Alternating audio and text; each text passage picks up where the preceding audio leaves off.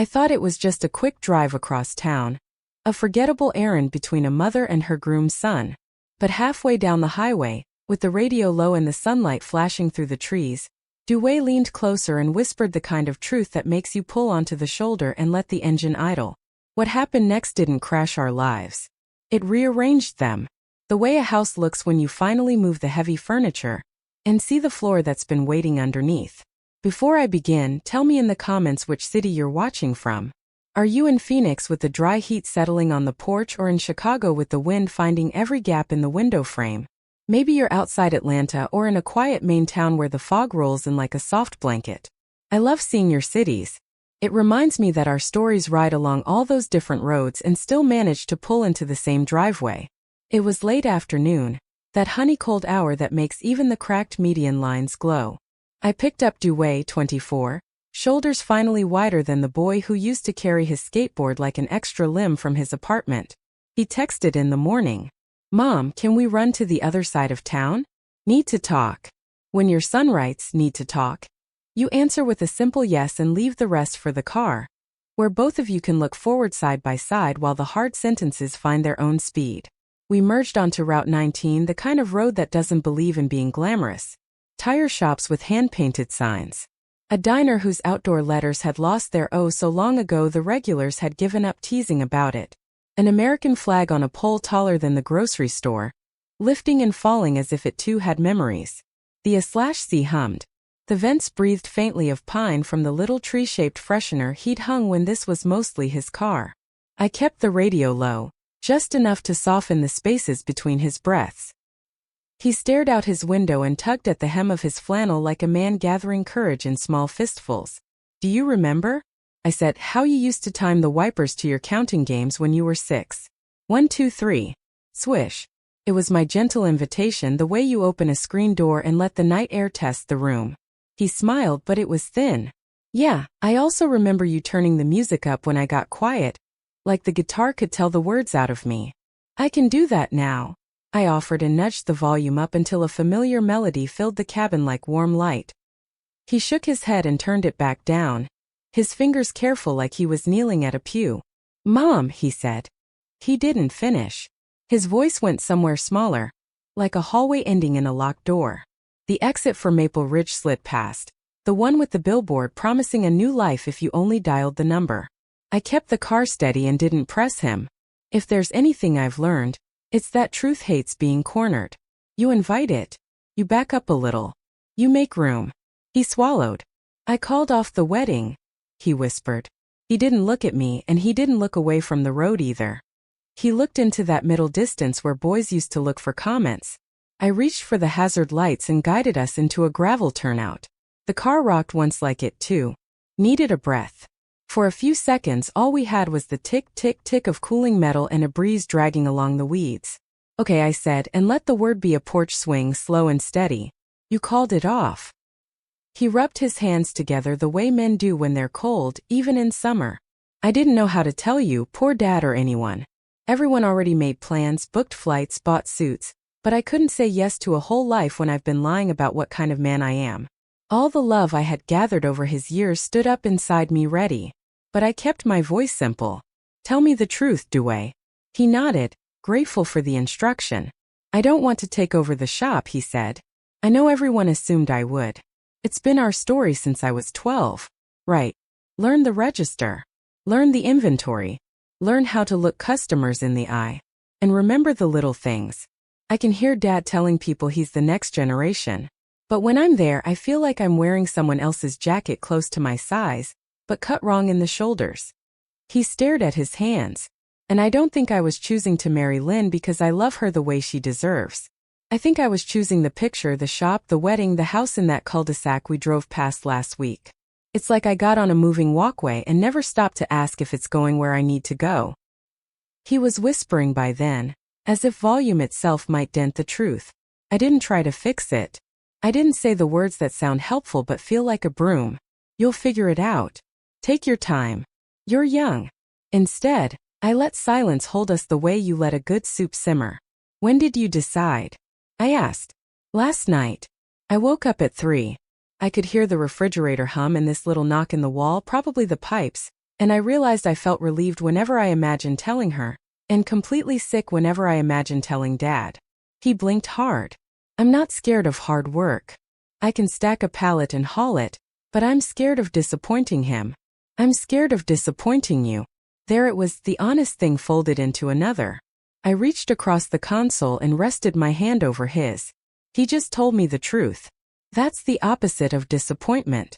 He let out a breath that changed his posture. There's more, he said. His voice softened until the words were barely there. I want to teach. I want to work with kids who keep falling behind and don't know why. Not as a coach yelling from a sideline, but in the classroom. I keep thinking about Mr. Khan. You remember him? He noticed when I didn't turn in anything for a week and he didn't make a scene. He started with you. Okay. I want to be that voice. I've been looking at night programs for education. I didn't tell anyone. I felt like I was cheating on a life that's already been designed for me. There are moments when the world rearranges itself so fast you feel dizzy. My instinct, a mother's survival trick, was to hold on to something old and sturdy. The memory of first day of school photos, a T-ball trophy with his name spelled wrong, the way he used to sleep in the back seat during long drives, and trust that I'd waken when we arrived. But I also felt the floor shifting in a way that didn't signal danger. It signaled a doorway. I don't love the shop because it's a shop, I said. I love it because your grandfather built a life there when he had only a wrench and a stubborn streak, and your father loves it because it held him up when he thought the whole world would roll right over him. But neither of those stories mean the shop is your altar. You're allowed to build your own life. Not on a walkway with your feet. He laughed, then short and raw, and wiped at his eyes.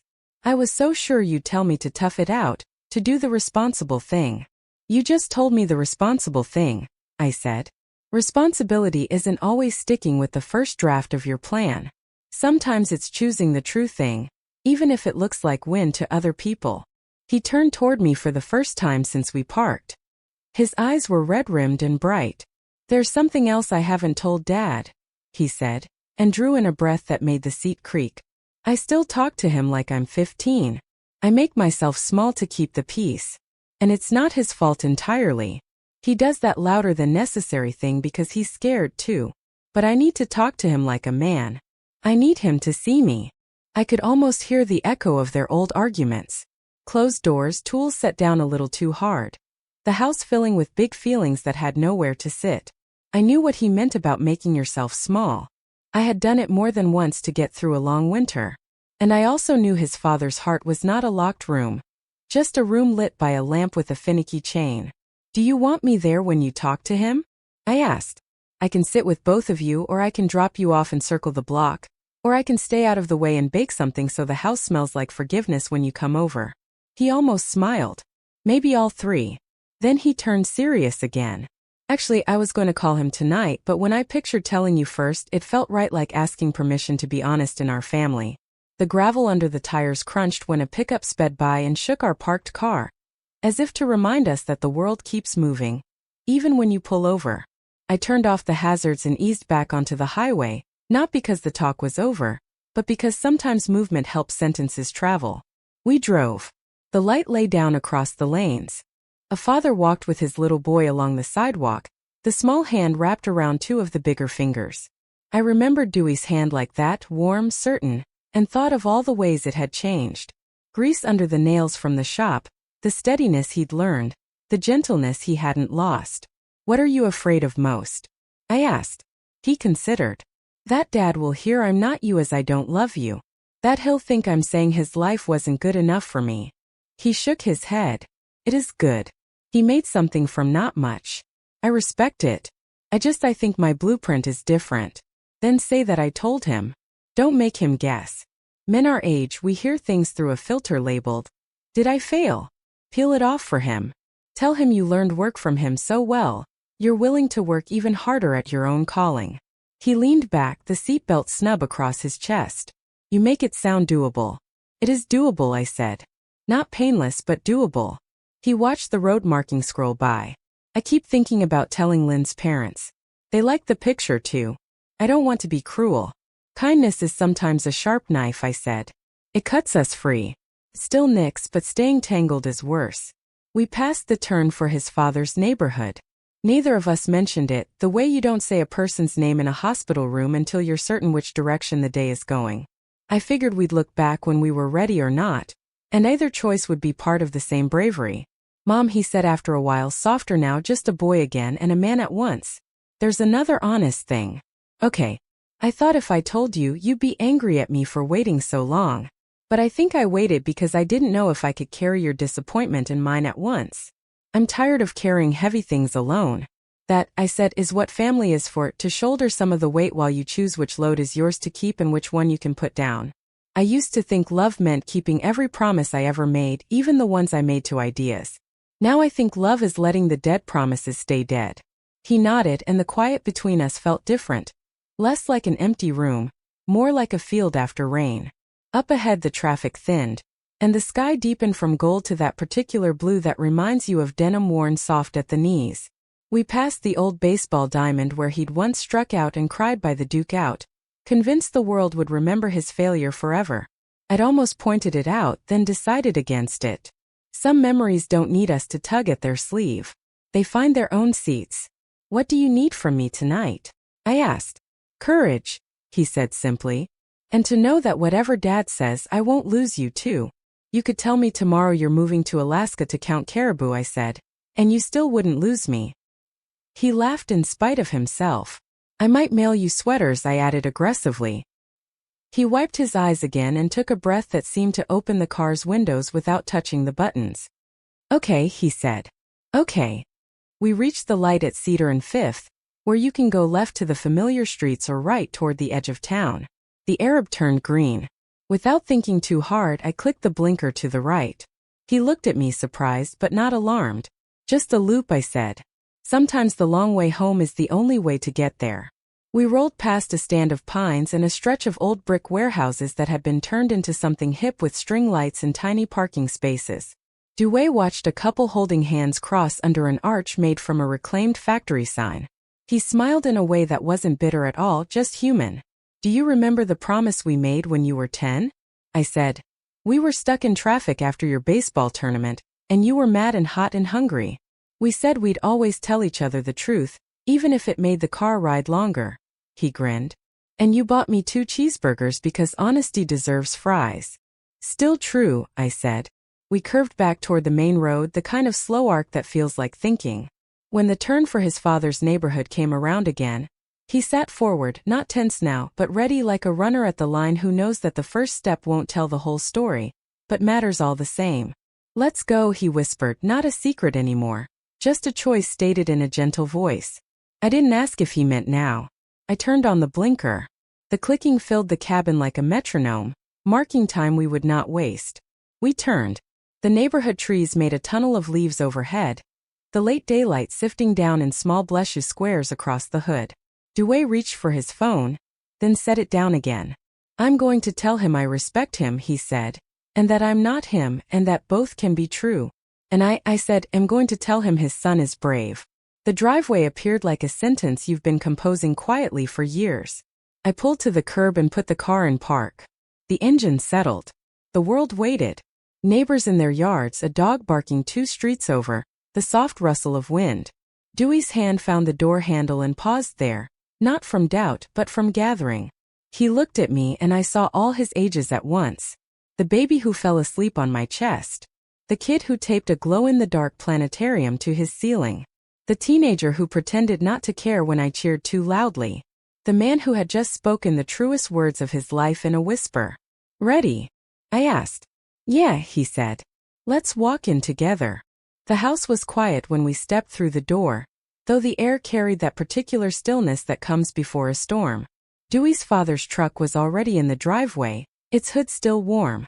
Inside, the familiar smells of motor oil and coffee clung to the walls, even though the counters were wiped clean, and the table was set with only a folded newspaper. Dewey hesitated, his shoes scuffing against the welcome mat. His shoulders rose and fell as though the weight of every year he'd spent trying to be someone else pressed on him all at once. I stood beside him, not feeling the silence, just breathing with him. There are times when words push too hard, and silence becomes the strongest ally. From the back room, the shuffle of boots on hardwood announced his father.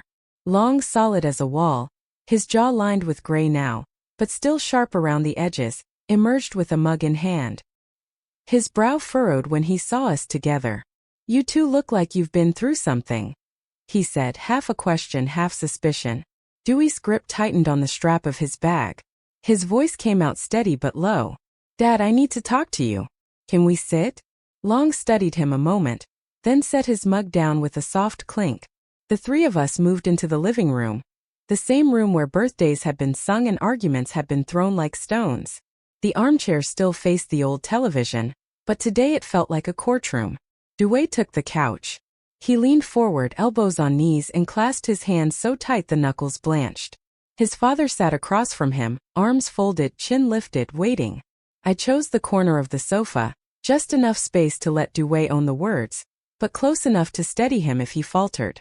"Dad," he began, his tone carrying that crack of honesty that couldn't be mistaken for anything else. "I called off the wedding." Long's jaw worked once, twice. He didn't speak, but the silence felt heavier than thunder. "I know you're disappointed," Dewey continued quickly, "and maybe embarrassed.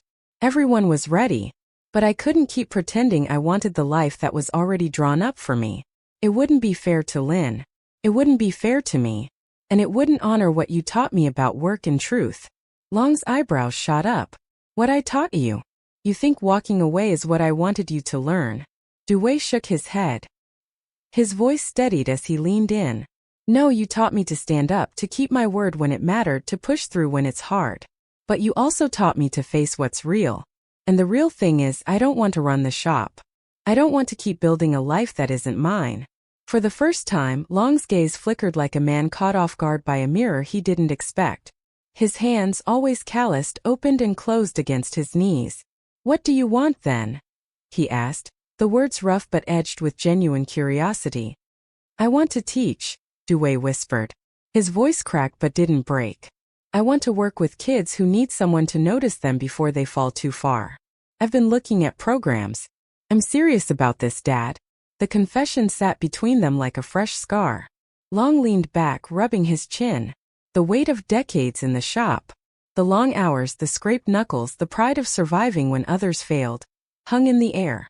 I saw in his eyes the battle between legacy and love, between fear of failure and hope for his son's freedom. "You'd walk away from all this?" he asked at last, voice softer now. "From what I built?" Dewey lifted his head, his eyes clear. "I carry it with me, but I'd walk towards something that feels like mine. That doesn't mean I don't respect what you've done. I do. I can't wear a jacket that doesn't fit me anymore."